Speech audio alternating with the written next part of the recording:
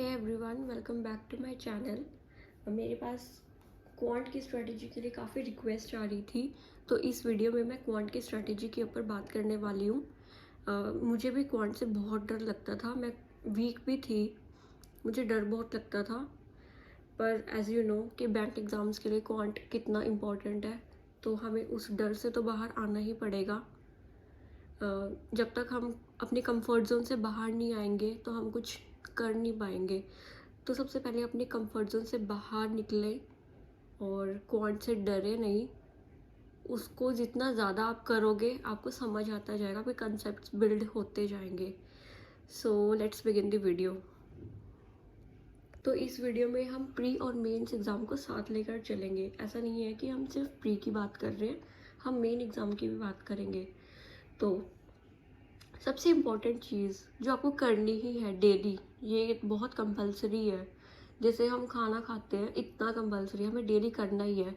हमें daily 1 to 50 up to 50 हमें squares को, पहले तो हम उसको रिवाइज करेंगे और बस आप लिखना स्टार्ट करो। आपको क्या करना है, 1 से लेके 50 तक किसी भी रफ नोटबुक में स्क्वेयर्स को लिखना है। लिखने से ये होता है कि जो हम लिखते हैं ना, वो हमारे सबकॉन्शियस माइंड में चला जाता है, जिससे कि वो हमें अपने आप याद हो जाएगा। तो लिखना इज़ वेरी इम्पोर्टेंट। तो आपको जैसे हमें हमें पता होता है कि 2+2 क्या होता है, ये चीज़ें हमारी सबकॉन्शियस में है ऑलरेडी। तो हमें स्क्वेयर्स को भी ऐसे squares, cubes, fraction to percentage value और टेबल्स अप टू 20, इन सबको डेली लिखना है। इससे आपकी अच्छी रिवीजन हो जाएगी और आपको जब एग्ज़ाम में क्वेश्चन इससे रिलेटेड आएगा, कोई भी सिंप्लीफिकेशन में कोई स्क्वायर की वैल्यू निकालनी होगी, तो आपका सबकॉन्शियस माइंड से एकदम से आपको पता हो कि ये इसका आंसर है। तो इससे हमारी स्पीड इम्प्रूव होगी सिंप्लीफिकेशन और बाकी क्वेश्चंस में भी अर्थमेटिक के। तो ये तो आपको डेली करना ही है। Squares up to 50, cubes up to 25, fraction to percentage values आप 1/25 तक कर सकते हो, और जो भी इम्पोर्टेंट होती है जैसे 1/2, 1/3, ऐसे करके पूरा 1/25 तक तो आप कर ही लो। टेबल्स आपको आने चाहिए 20 तक, जिसका यूज़ सिंप्लीफिकेशंस अरिथमेटिक में और मेंस एग्ज़ाम में भी होगा, प्री में भी होगा। प्री में तो होगा ही, मेंस में भी होगा। तो ये तो आपको डेली करना ही है और लिखना है इसको। तो आपको क्वांट की स्टार्टिंग ऐसे करनी है, ये आपको डेली करना ही है। इसमें आपको सिर्फ 15 मिनट लगेंगे हार्डली। तो जैसे जैसे वैसे भी आपको फिर याद होती जाएंगी वैल्यूज, टाइम रिड्यूस हो जाएगा, आपको 10 मिनट लगेंगे ये काम करने में। तो ये तो आपको करना ही है। उसके बाद जो डेली टारगेट्स है प्री के लिए, वो है आपको प्री लेवल के DIs को प्रैक्टिस करना है। 5 to 10 प्री लेवल के DIs, जिसमें कि हर तरह के DI हो। बार ग्राफ हो सकते हैं, pie charts, mixed bar graph plus pie charts. Pre level के हो वो, पर थोड़ा लेवल अच्छा हो, जैसे कि SBI PO प्री लेवल। तो इस लेवल की आपको DIs प्रैक्टिस करनी, क्वाड्रेटिक इक्वेशंस करनी है। 10 to 15 आप क्वाड्रेटिक इक्वेशंस करो, हर टाइप की क्वाड्रेटिक इक्वेशंस करो। और नंबर सीरीज़ 10 to 15, ये भी डिफरेंट टाइप्स की नंबर सीरीज़ प्रैक्टिस करनी चाहिए, मिसिंग और रॉन्ग नंबर सीरीज़ दोनों। 10 to 15 क्वेश्चंस, और सिंप्लीफिकेशन और अप्रॉक्सीमेशंस के 20 क्वेश्चंस फॉर डेली प्रैक्टिस, और अर्थमेटिक के 10 to 15 क्वेश्चंस हो प्री लेवल के, बट लेवल थोड़ा हाई हो, like SBI PO pre level और RRB क्लर्क मेंस लेवल। तो अपना थोड़ा हाई लेवल के क्वेश्चंस प्रैक्टिस करते तो हमें एग्ज़ाम में भी थोड़ा क्वेश्चन को टैकल करने में आसानी हो जाती है। और अगर आप बिगिनर हो, अगर आपका अर्थमेटिक का सिलेबस कंप्लीट नहीं हुआ है, तो आप जो ये प्रैक्टिस करोगे 10 to 15, इसकी जगह पे आप अपने चैप्टर्स को प्रिपेयर करो। चैप्टर्स को प्रिपेयर करके चैप्टर वाइज सॉल्व करो क्वेश्चंस। अगर आपका सिलेबस सारे आपके अर्थमेटिक चैप्टर्स कंप्लीट हो चुके हैं, तो आप प्रैक्टिस शुरू करो मिक्स्ड क्वेश्चंस की, जिसमें कि 10 से 15 क्वेश्चन हर चैप्टर के हो, मिक्स्ड क्वेश्चंस हो। मिक्स्ड क्वेश्चंस करने से ये होगा, जैसे कि एग्ज़ाम में भी मिक्स्ड आते हैं, हर चैप्टर में से एक एक दो दो क्वेश्चन आ जाता है, तो आपको वो प्रैक्टिस हो जाएगी सॉल्व करने की, रैंडम क्वेश्चंस को देखने की। ठीक है, तो ये है प्री का डेली टारगेट्स जो आपको प्री के लिए करने ही हैं। तो अब हम मेंस की बात करेंगे। आपको क्या करना है कि आपको मिनिमम 2 मेंस लेवल की डीआईस को सॉल्व करना है। पहली डीआई ऐसी होगी जो कि मिक्स्ड डीआई होगी, जिसमें कि बार ग्राफ्स या पाई चार्ट्स दिए होंगे, या 2 बार ग्राफ 1 पाई चार्ट, या 2 पाई चार्ट 1 बार ग्राफ।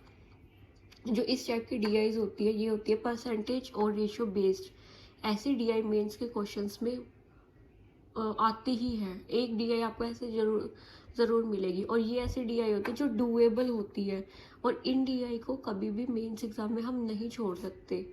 ये तो हमें करनी ही चाहिए, ये बहुत सिंपल होती है, सिंपल कंसेप्ट्स यूज़ होते हैं, ये तो हमें छोड़नी ही नहीं है। तो इसकी प्रैक्टिस बहुत इम्पॉर्टेंट है। और सेकंड जो डीआई है वो हम करेंगे arithmetic based DI. Arithmetic based DI graphs में भी हो सकती है और केसलेट की फॉर्म में भी हो सकती है। तो एक अर्थमेटिक बेस्ड डीआई और एक मिक्स्ड डीआई आपको ये डेली करनी है। और या तो आप किसी भी एक दिन ये 2 डीआईस कर लो, या फिर ऑल्टरनेट डे पे आप न्यू टाइप के जो नंबर सीरीज़ होते हैं वो कर सकते हो। डाटा सफिशिएंसी ये सारी अर्थमेटिक बेस्ड होती है, इसमें कुछ न्यू नहीं है, सिर्फ आपको प्रैक्टिस चाहिए इसकी कि आपको आंसर कौन से स्टेटमेंट से आपको मिलेगा, 1 से 2 से कंबाइन करके, या किसी से भी नहीं। तो ये सारा अगर आपका अर्थमेटिक स्ट्रॉन्ग है तो डेटा सफिशिएंसी में कुछ न्यू नहीं है, सिर्फ आपको प्रैक्टिस करनी है। और डेटा सफिशिएंसी अटेम्प्ट करना चाहिए मेंस एग्ज़ाम में। ये सिंपल अर्थमेटिक के क्वेश्चंस होते हैं, 2 क्वेश्चंस को कई बार कंबाइन किए होते हैं, कई बार 3 स्टेटमेंट्स भी होती हैं। तो ये क्वेश्चंस तो कभी भी मेंस में नहीं छोड़ने चाहिए। और फिर क्वांटिटी 1 2 ये भी 2 क्वेश्चंस को कंबाइन करके हमें कंपैरिजन करना होता है, ये भी अर्थमेटिक बेस्ड है। अगर आपका अर्थमेटिक स्ट्रॉन्ग है तो इसमें कोई प्रॉब्लम नहीं है। और कुछ मॉक टेस्ट में आजकल न्यू टाइप के क्वेश्चंस आ रहे हैं अर्थमेटिक के, आप इनको भी प्रैक्टिस करो, क्या पता मे बी आगे आपको मेंस एग्ज़ाम में न्यू टाइप के क्वेश्चंस भी मिल जाए, तो you have to be ready for those questions also. तो या तो आप किसी दिन 2 इस टाइप के डीआई कर सकते हो, या फिर ये वाला जो नंबर सीरीज डेटा सफिशिएंसी ये सब है, ऑल्टरनेट डेज पर इसको चला सकते हो। तो ये आपकी मेंस प्रिपरेशन हो जाएगी। और ये ऐसे क्वेश्चंस हैं जो आप नहीं छोड़ सकते मेंस एग्ज़ाम में, ये तो आपको करनी ही है। अगर आप इसकी प्रैक्टिस अभी से अच्छे से कर लेते हो आपको कोई प्रॉब्लम नहीं होने वाली, सीरियसली। अब हम बात करेंगे सेक्शनल मॉक्स के बारे में।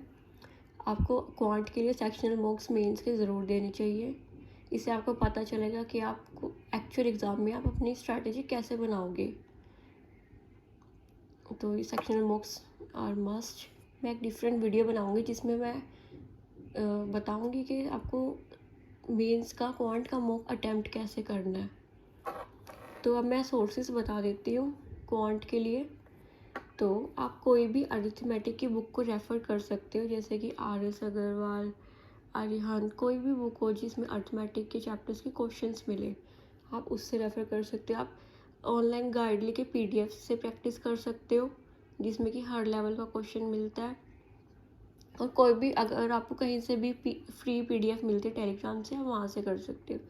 और अगर आप थोड़ा स्पेंड कर सकते हो और अगर आप अपना टाइम सेव करना चाहते हो तो अंकुश लांबा सर का जो टारगेट बैच है आप उसको भी ले सकते हो।